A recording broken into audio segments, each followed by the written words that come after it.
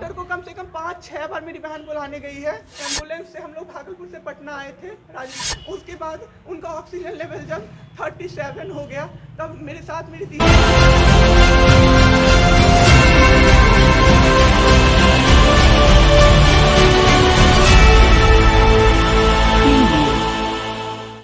क्या हुआ है, किस अस्पताल में हुआ है? सर हम लोग नोएडा में रहते हैं, मैं और मेरे हस्बैंड।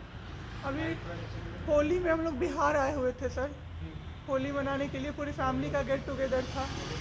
9 अप्रैल को मेरे हस्बैंड की तबीयत ख़राब हुई, फीवर हुआ उनको काफ़ी तेज़। हमने कोरोना का 2-3 बार टेस्ट करवाया, नेगेटिव आया।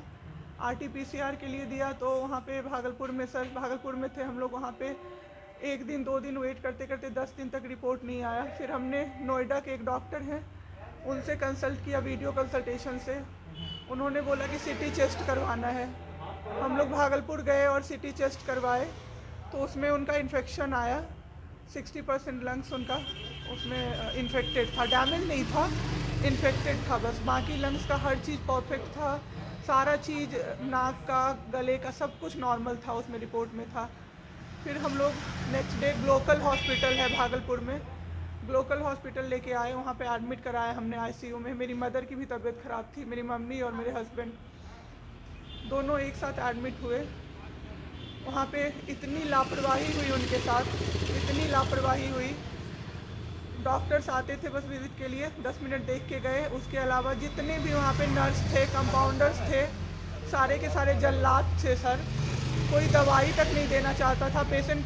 मेरी मदर टचवुड बेटर कंडीशन में थी थोड़ी, मेरे हस्बैंड बोल भी नहीं पा रहे थे उस समय तक। इशारे से पानी का ऐसे ऐसे बताते थे लेकिन कोई उनको पानी नहीं पिलाता था सर। वो मुझे हार के फ़ोन करते थे कि पानी पिला दो। जब मैं अंदर जाती थी तो ये लोग हल्ला करते थे कि क्यों जा रहे हो अंदर। फिर भी मैं जाके उनको पानी पिलाती थी, जूस पिलाती थी।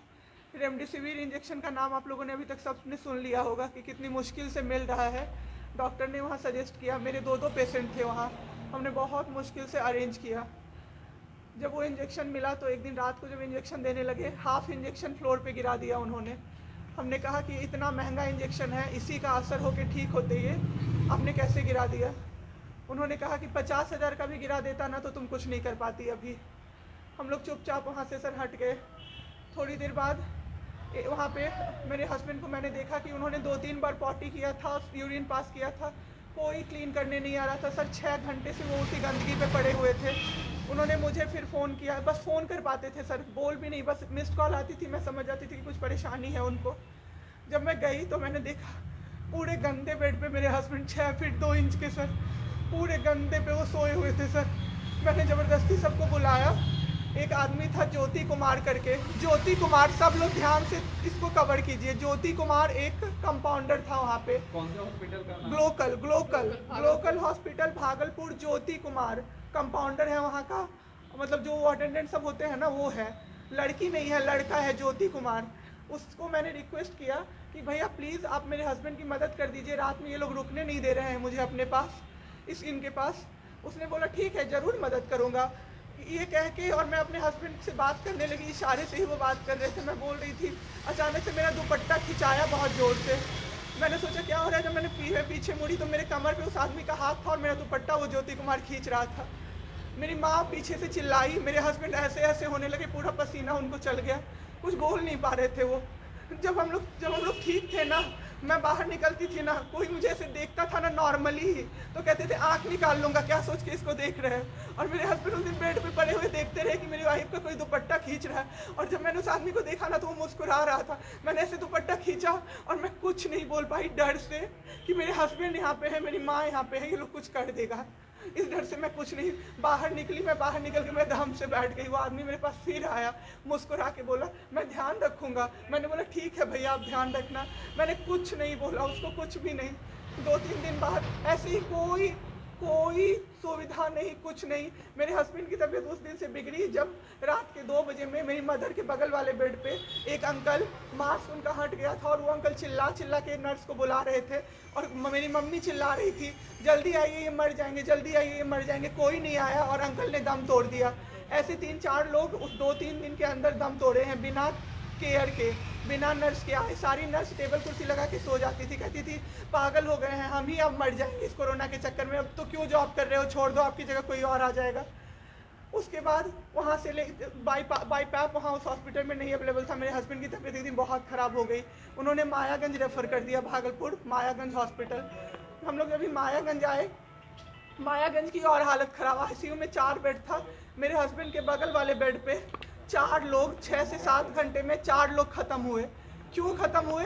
वो नर्स को बुला रहे थे, सिस्टर आ जाओ, दिक्कत हो रही है, दिक्कत हो रही है, और सिस्टर नहीं आती थी। एक अंकल तो बुलाते बुलाते उलट के गिर गए, पूरा सर फूट गया, ब्लड ब्लड, और मर गए वो अंकल वहीं पे।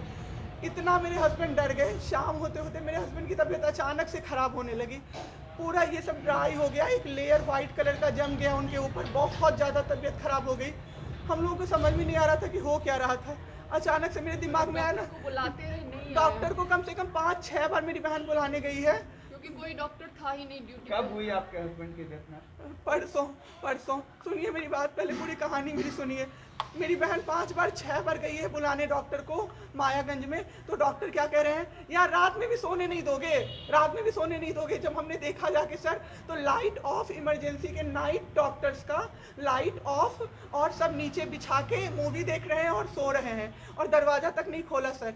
मेरे हस्बैंड की ऐसी हालत हुई, जब मेरी दीदी बहुत जाके चिल्लाई, तब एक डॉक्टर आए वहाँ से, तो उन्होंने देखा क्या कि मास्क, उन्होंने ऐसे मास्क लगा होता है ना, उसमें एक ऑक्सीजन सप्लाई का पाइप होता है ना, वो पाइप ही नहीं लगाया था सर, बस मास्क लगा के छोड़ दिया था, ऑक्सीजन सप्लाई आ ही नहीं रहा था।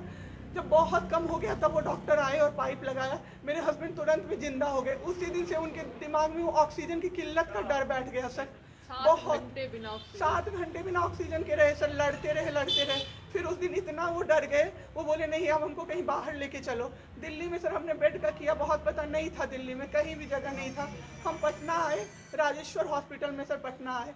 यहाँ पे इन्होंने कहा आईसीयू में अटेंडेंट नहीं अलाउड है, नहीं जाओगे आप। मेरे हस्बैंड रोने लगे कि मेरी वाइफ को बस भेज दो, वो रहेगी तो मैं ठीक हो जाऊँगा। इन लोगों ने नहीं अलाउ किया सर। आज मैंने देखा, एम्बुलेंस से हम लोग भागलपुर से पटना आए थे राजेश्वर, रास्ते में उनको 3 बार पॉटी हुई थी सर।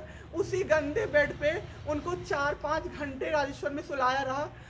मैं 10 बार जाके बोली बाहर से कि सर प्लीज़ बेड क्लीन कर दीजिए, वो हम लोग देख लेंगे ना। एक डॉक्टर निकले, मैंने बोला, वो मेरे हस्बैंड अंदर से ना बोल नहीं पा रहे थे, अंदर से ऐसे ऐसे कर रहे थे, बुला रहे थे सबको।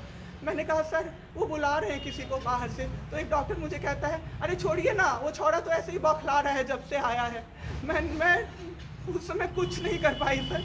उसके बाद उनका ऑक्सीजन लेवल जब 37 हो गया, तब मेरे साथ मेरी दीदी थी, मेरे जीजा जी थे और मेरे जेठ थे। तब मैंने अपने जीजा जी को बोला कि अब मेरे से नहीं रहा होगा, मुझे किसी तरह से अंदर भिजवाइए। तब उन्होंने ज़बरदस्ती मुझे अंदर भेजा और 37 से 74 मैंने कर दिया 10 मिनट में। मेरे बाबू का ऑक्सीजन लेवल मैंने बढ़ा दिया।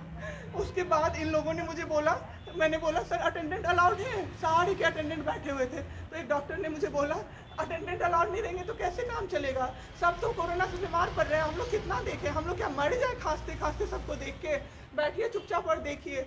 15 दिन तक सर एक टेबल पे एक लगातार मैं बैठी हूँ। आज 1 महीना पे मैंने ब्रश किया है सर, 1 महीने पे ब्रश किया है मैंने। बाबू को बहुत ठीक कर दिया, इतना स्ट्रॉ लगा के सर, मास्क के अंदर से स्ट्रॉ लगा के बाबू को मैंने जूस, दाल, रोटी सब कुछ पिलाया सर। इतने ठीक हो गए ना कि जो डॉक्टर फर्स्ट डे बोला था ये बचेगा नहीं, वो डॉक्टर सर 3-4 दिन बाद कहता है टचवुड क्या कर दिया आपने इनके साथ, ये तो एकदम ठीक हो गए, गजब का फाइट दिया आप दोनों ने मिलके। मुझे क्या पता था कि मैं फाइट दे रही हूँ और ये लोग मेरे बाबू को ख़त्म कर देंगे। इतना ऑक्सीजन का किल्लत सर, मेरा बाबू डर गया बहुत ज़्यादा। ऑक्सीजन सिलेंडर देखता था और कहता था हाँ वो ख़त्म हो जाएगा, वो ख़त्म हो जाएगा। मैं कहती थी नहीं ख़त्म होगा बाबू। 1.5 घंटे के लिए सर ऑक्सीजन सप्लाई बंद रहता था। बाद में हमें पता चला ये लोग ब्लैक मार्केटिंग कर रहे हैं अंदर में ऑक्सीजन सिलेंडर का। जो अस्पताल वाले हैं ना, वो ऑक्सीजन सप्लाई बंद कर देते थे ताकि बेचैन होके लोग खरीदें उन्हीं से। हम भी खरीदे सर, मैंने भी खरीदा, क्या करते हमें भी तो चाहिए था। परसों सर सुबह में हमारे पास एक ही सिलेंडर था, पाइपलाइन बंद हो गया। मेरे हस्बैंड को बाईपैप लगा हुआ था, उनको 2 सिलेंडर से जाना था, एक ही सिलेंडर था। सिलेंडर मांगते मांगते कहीं नहीं मिला सर, मेरे हस्बैंड ख़त्म हो गए सर। मेरा बाबू चला गया हमको छोड़ के। आपके साथ जो यहाँ पे भी सर, यहाँ पे राजेश्वर में डॉक्टर अखिलेश गंदे गंदे इशारे कर रहा था मुझे सर। चलता था ना तो मुझसे सट के क्रॉस करता था सर। मैं इग्नोर कर देती थी कि मेरा हस्बैंड है यहाँ पे, वरना अगर बाहर होता चप्पल खोल के मैं मारती सर ऐसे इंसान को। वहाँ पे मायागंज हॉस्पिटल में डॉक्टर्स, कोई भी डॉक्टर नहीं आता है, कोई सीनियर डॉक्टर नहीं, जूनियर डॉक्टर नहीं, और पेशेंट की सिर्फ एंट्री कर देते हैं कि फिजियोथेरेपी किया गया। ये बेबा वो नाक का क्या करते हैं, नेबुलाइज किया गया, 4 बार नेबुलाइज किया गया, कोई चीज़ नहीं होती है, सिर्फ पेशेंट की एंट्री कर देते हैं। एंट्री सब किया हुआ रहता है कि ये बड़े डॉक्टर आए, ये बड़े डॉक्टर आए, उन्होंने पेशेंट को देखा, नेबुलाइज किया, फिजियोथेरेपी हुआ, पेशेंट को कुछ नहीं, मतलब सीपैप पे पड़ा हुआ पेशेंट, और उसको देखने के लिए 24 घंटे में कोई नर्स नहीं आती है। रूम बंद करके और सब सोते रहते हैं। दरवाज़ा ठकठकाइएगा तो चिल्ला के बोलेगी दूर भागो यहाँ से, कोरोना पेशेंट के यहाँ से आई हो, हम लोग अभी रात में नहीं आ सकते। हम लोग क्या मर जाए पेशेंट के लिए? कोई नहीं आता है, कोई नहीं आता है देखने के लिए किसी को। ये लोग पटना में अभी तो 26 तारीख को आए पटना। मैम आपके साथ जो ये सब हुआ है, गलत हुआ है, इसकी शिकायत आपने किसी को की है? अभी किसको करे सर? परसों तो मेरा बाबू गया है।